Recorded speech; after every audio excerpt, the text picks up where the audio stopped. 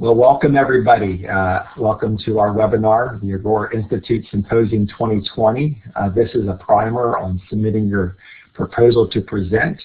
We're glad that you joined us this afternoon. My name is Bruce Friend. I'm the Chief Operating Officer at the Aurora Institute, and I'm joined today by Christy Ellis, our Events Project Manager.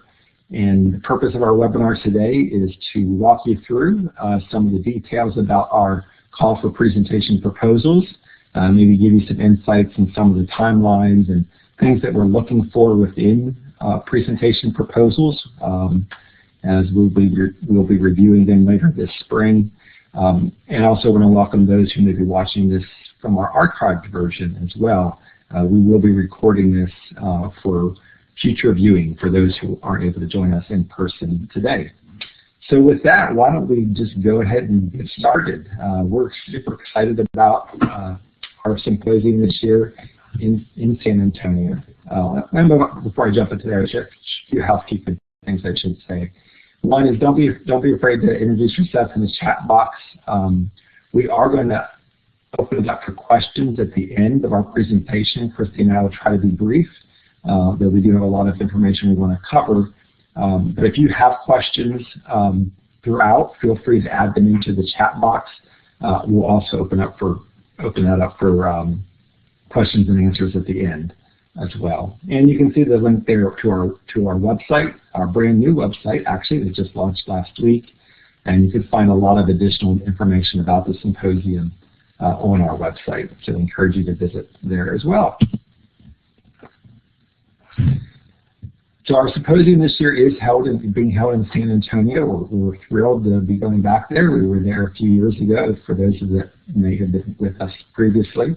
The dates are October 25th and the 28th through the 28th. And the theme of this year's symposium is a new dawn for every learner. So we're certainly in interesting times right now, all across the country, really all across the globe with the coronavirus. And did want to say from the outset that obviously we are keeping very close watch on what's happening across the country, specific to San Antonio and Texas.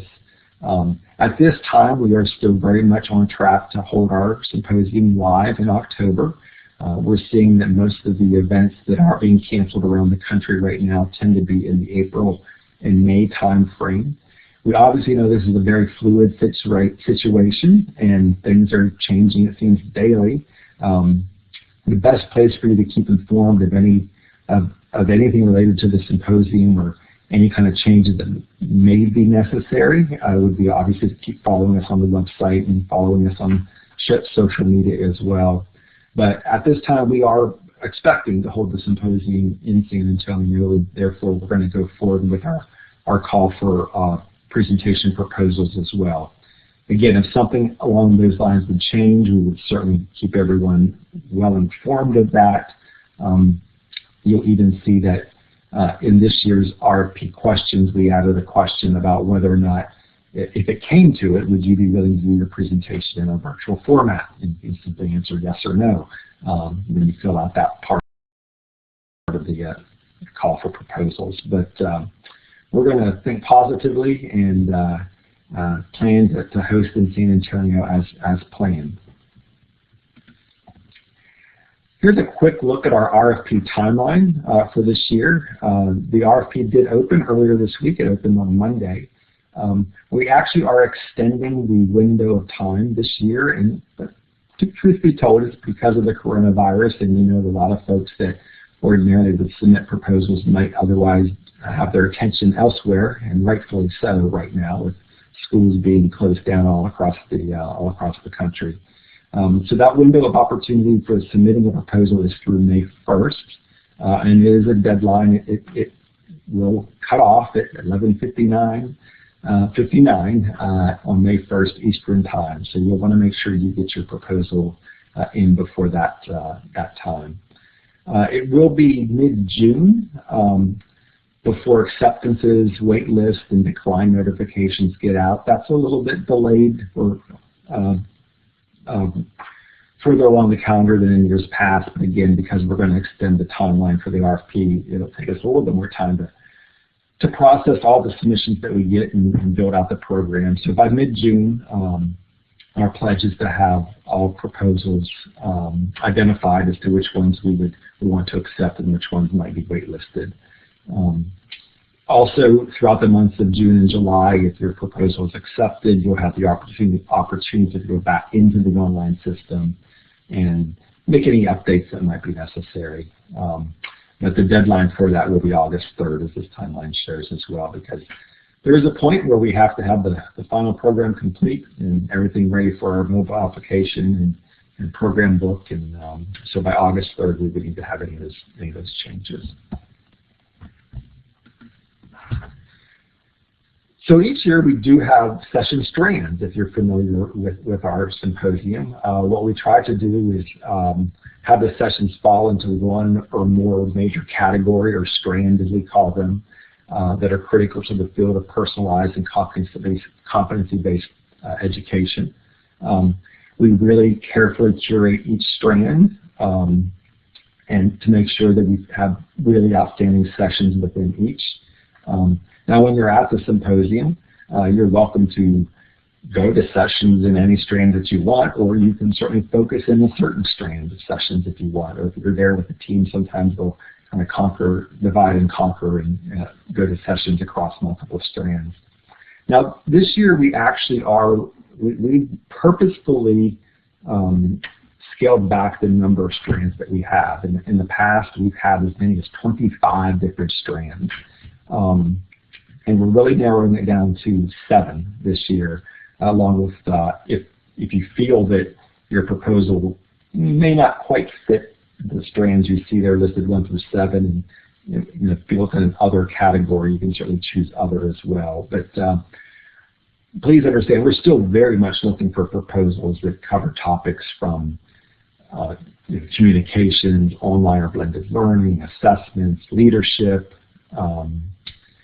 career technical education, quality, but we do feel, we've taken a hard look at this, that a lot of those very specific topics that you might want to submit proposals on can fall in under one of these strands. So rather than having a real big list of 25 or so, we're scaling this back, but still certainly looking for presentation proposals that might be on a specific topic around personalized or competency-based ed learning opportunities for students. We also have very different types of session formats as well. So when you're completing the RFP, after you tell us what strand you think that your session is or proposal is a best fit for, you'll also pick what type of session format that you're proposing your session be. And I'm going to run through what those formats will be here shortly. Suffice it to say, you're going to hear this from me, and you'll probably hear it really throughout the summer if your proposal is accepted, that we really do desire sessions that incorporate personalized learning and competency-based approaches. We want to try to, as best we can, that the sessions model the very types of learning experiences that we're advocating for our students as well. Year after year, the feedback that we get when we do the post-symposium evaluation, one of the things that always stands out from our attendees is that they really appreciate sessions. And it doesn't matter if it's a 1-hour session or a 2-hour workshop, they really do appreciate sessions that get them engaged, not just with the speakers, but also maybe with the other people in the room that day.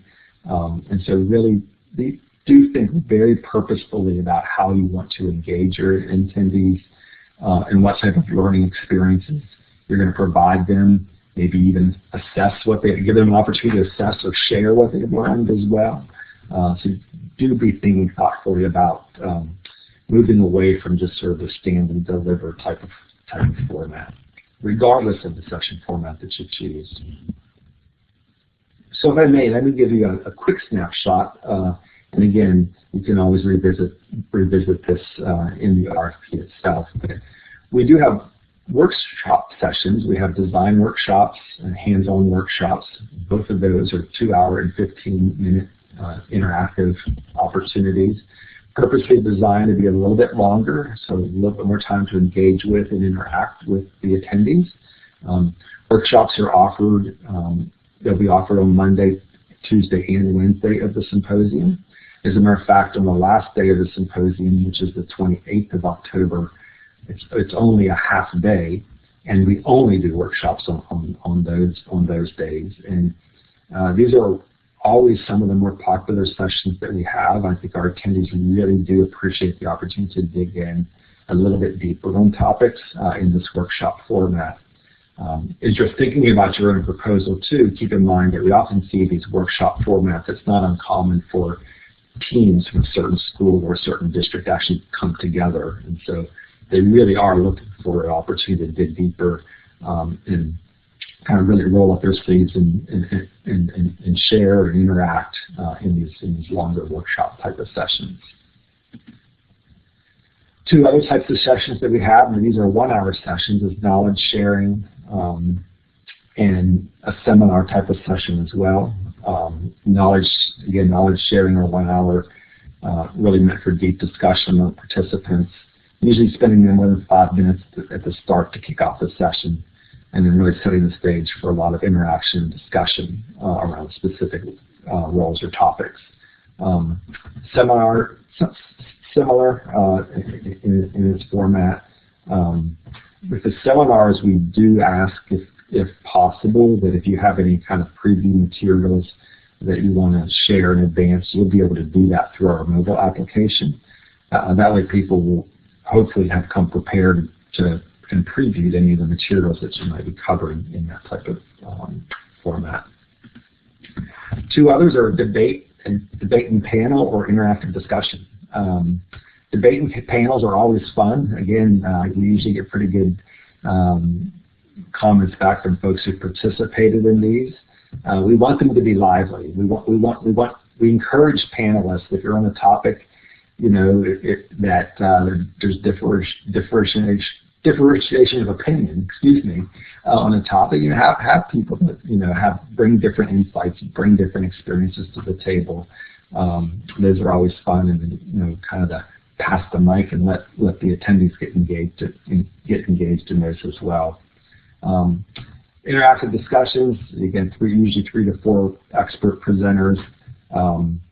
Not necessarily obvious talking at one time, but sort of the, you know, almost like a TED talk like a setup where you might have each share a little bit about what they're working on and what challenges they're facing and what they've accomplished. And we typically put these in larger rooms, round tables, again, to kind of, you might even think of having an expert at each table on a different topic is one format that a lot of people like to use for the interactive discussion. So here's our mission and our vision. The mission of our organization is to drive the transformation of educational systems and accelerate the advancement of breakthrough policies and practices to ensure high quality learning for all. One of the things that we are doing new this year in the RFP is you'll see our 6 values there, and we try to live by those values in all the work that we do, both internally as well as external facing work that we do. When you go into the RFP, each of these values will have a hot link where you can read it. It's just a sentence or two about our value. For example, our value around being future focused or equity driven. We will be asking you this year for the first time to, it's not a long essay, trust me. I think it's just a few hundred characters, but we will be asking you to identify 1 or 2 of these values that you think mirrors what you would be presenting about.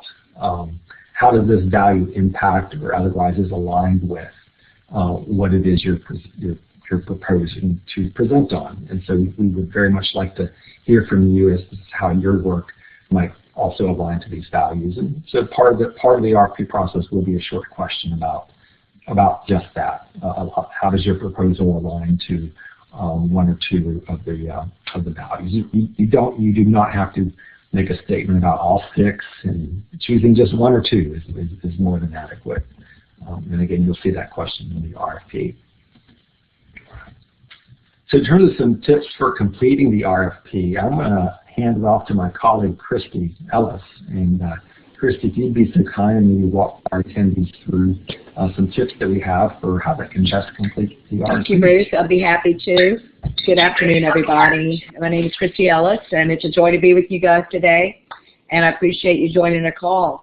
We do have some tips.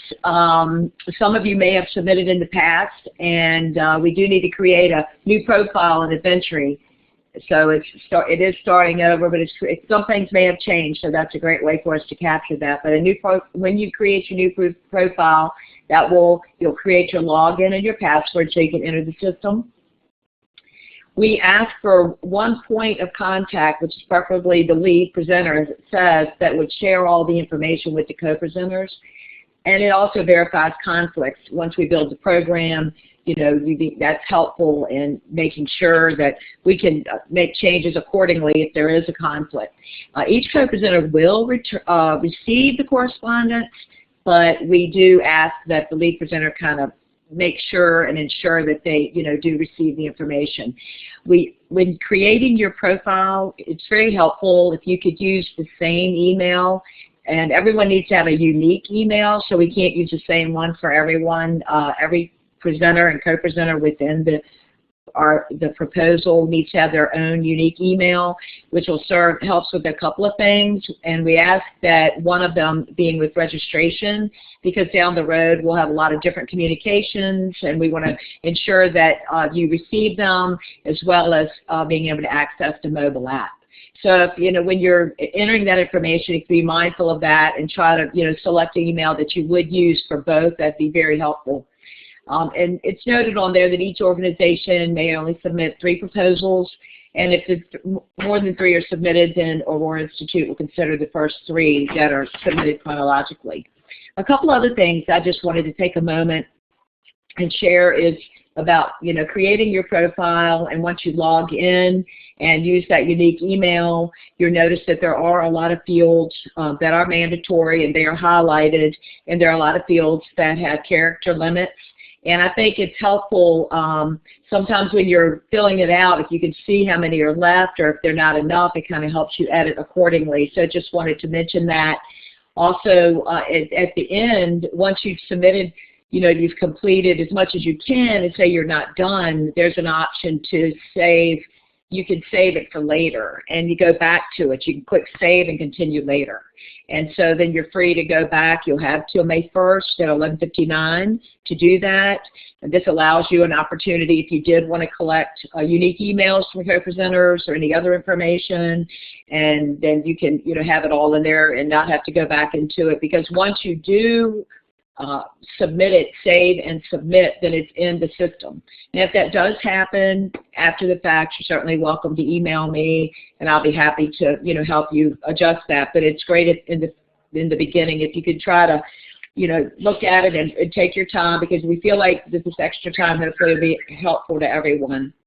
When you once you do log out and you return to say you log into your account, your submissions will be right there on the page for easy access. And so basically that's it. It's a very easy process. However, the biggest suggestion and ask that I would say is just with the email. It's very helpful. And again, with the mobile app, it's the only way that unless folks have a unique email, they're not allowed. They can't access the mobile app. They can, but it just eliminates you having to select things and switch things around. I would say that if there's anything I can do during this process or at any time, just please email me. I'm happy to help in any way I can. We really appreciate you being a part of the symposium process, and I look forward to hearing from you. Thank you, Christy. Really appreciate that. And I know you're all here to help out. So a couple quick reminders. Just again, designing interactive sessions. I'm not going to read through all of these, but you can come back and revisit this. But again, the goal here is we really want to have sessions that allow attendee interaction, that really allow attendees to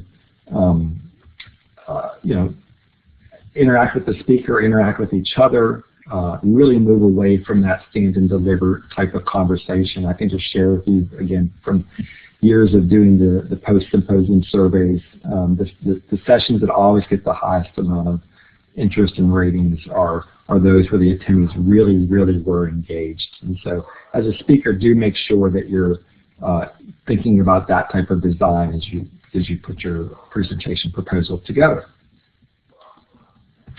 So we are going to open up now for questions, and I think, Ashley, if this works correctly, I think we're going to have the opportunity for folks to either just type in the chat box if they have questions, or they can ask questions if they have a microphone as well.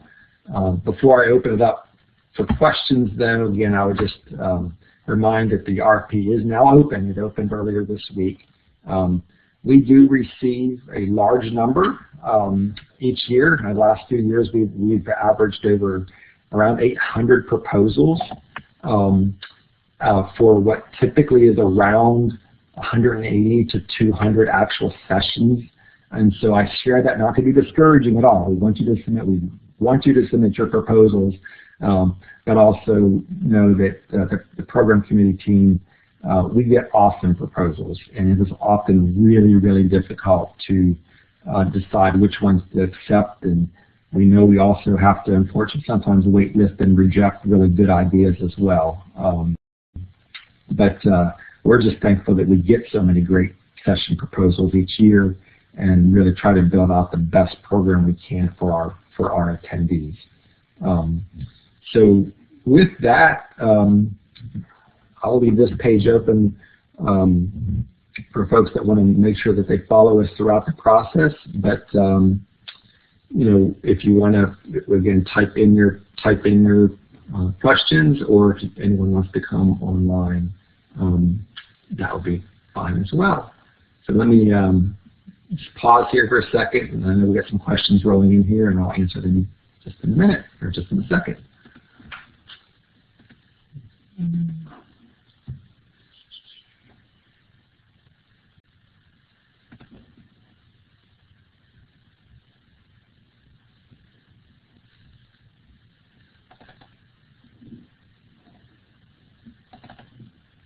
Okay, so one of the questions I see that's been posted is, oh, I lost it there, excuse me just a second. What are some of the specific topics you would like to see?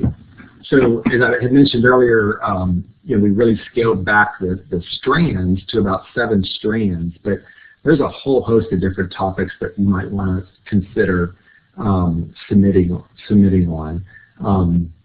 You know, from digital content and curriculum, diversity, equity, and inclusion, policy, advocacy, things that deal with maybe helping schools or districts think about redesigning how teaching and learning takes place, open educational resources. If you have you know, something for English language learners or career technical ed, I really don't want to limit you. I mean, I think if we go back to, let me go back to our slide deck and find the strands that we are using this year. I mean, I think there's any number of topics that could fit into any of these different categories of strands here. So yeah, I mean, I think be creative and know that you know, there's lots of different topics that could fit into these particular strands. Have presenters ever brought parents, students, or other stakeholders, and has that worked well? Thanks for that question, Victoria. Yes and yes. As a matter of fact, not only has it worked well, it has worked exceptionally well. It is always a treat for our attendees to be able to interact with students and their parents. Every year we do a student panel keynote, which is one of the big general sessions that everybody attends. It's always a hit, and the last couple of years we've actually had those students participating in additional sessions. So yeah, if it's possible that you can bring students in and or their parents as part of your presentation, that is definitely a plus. We even provide complimentary registration for the K-12 students, and so that will, you know, help alleviate some of the cost of having them incorporated into your session. But yes, highly encourage you to do that if you can pull it off. It's not obviously a requirement, but you know, perhaps the most important people who come to our symposiums here are those students, because after all, that's why we're all doing this work, right? So yeah, if you can bring students, that would be great. Yeah, this slide deck will be available to you on our symposium website. We're actually going to have this entire archive, have it archived, and then also you'll be able to, from our website as well. Sometimes it's helpful to actually see the RFP questions in advance before you just start writing away. And so you'll be able to access the RFP questions as well. So you could, truthfully, you could download the RFP questions and then kind of craft your proposal together from there, and then upload it at a later time. So you don't have to do it all while you're sitting down in one seating in front of the online submission portal. Great questions. Any other questions that folks have?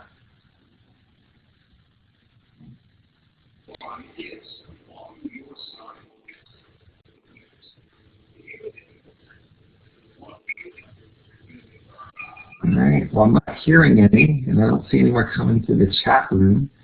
So let's do this. We are definitely available to answer any questions you may have as you're putting together your, I'm going the wrong way on my slide deck, I apologize. We are certainly more than willing to answer any questions that you may have if you want to email Christy or myself. Again, there's a quick look at the timeline. So you've got some time to get your proposals ready again, but please don't be late. This happens every year. I think I say this every year on this webinar as well, but that is a hard and fast deadline on May 1st. We really are not able to take proposals after the fact, and so please give yourself plenty of time to submit your proposals. I should say too, sometimes this question comes up, is there any advantage to submitting your proposal early and it being accepted? Well, the advantage of submitting your proposal early would be that you get it off your plate, right?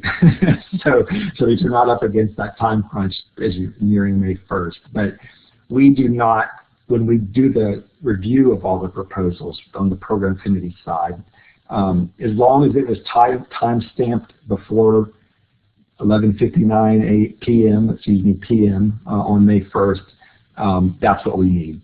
There's no disadvantage to waiting later to submit. There's no inherent advantage to submitting early. Just make sure you get it in at that time. Hey Bruce, could I piggyback for a second? I just wanted to each year sometimes folks will think they have submitted, and just please be mindful that when you do save and submit, you should receive a confirmation email, and if you don't, please go back into the system and make sure that it was submitted. And if I can assist with that in any way, please let me know. But I just wanted to remind everyone of that. Yeah, thank you for that, Christy. That is a very good reminder. So when you submit, if you don't get an email confirmation from us, first check your spam folder, and if it's not in there either, make sure that you circle back with Christy to confirm that we received it. Alrighty, well with that, we want to wish everyone a great afternoon, and most importantly, stay healthy and stay safe in these interesting times that we're operating in right now. We certainly appreciate you taking a little bit of time out of your afternoon to spend with us here. And again, if there's any questions that you think about after the fact that you want to circle back with Christy and I on, please do not hesitate to do so. We're here to help you and help you submit the best proposals that you can. So again, on behalf of Christy and all of my colleagues at Aurora Institute, I want to thank you and wish you well. Take care, everybody.